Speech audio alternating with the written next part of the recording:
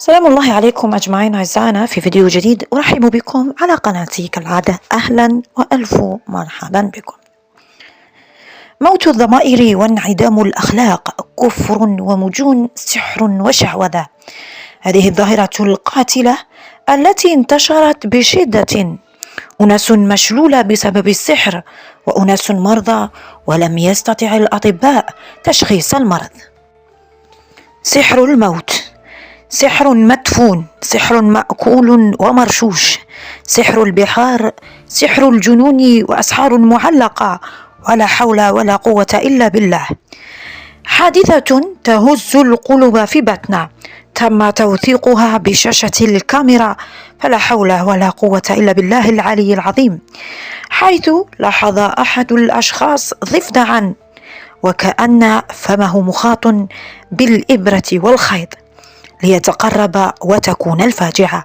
نعم، لكم أن تتخيلوا فم مخاط وداخل فمه سحر معمول بدم وقماش الكفن، حيث محكوم على الضفدع بالموت لأن السحر يمنعه من الأكل والشرب. وهكذا سيكون حال المسحور الذي عمل له هذا السحر. ليشاء الله عز وجل أن يفك السحر من أحد المرة، ويقوم هذا المريض الذي لربما طريح الفراش من أشهر أو أعوام ويستعيد صحته وعافيته. فما جئتم به السحر إن الله سيبطله. هكذا انعدمت الضمائر والأخلاق وقل الخوف من الله عز وجل. وهذه الظاهرة أسميها وتسمى كفر والعياذ بالله. فحسبنا الله ونعم الوكيل في كل من يؤذي إنسانا، وحسبنا الله ونعم الوكيل في كل من يقصد ساحرا ومشعوذا.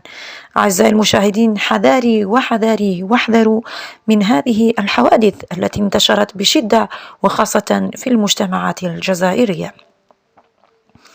في آخر الفيديو كالعادة لا تنسوا الاشتراك في القناة والإعجاب بالفيديو وتفعيل جرس المشاهدة ليصلكم جديدنا كل يوم.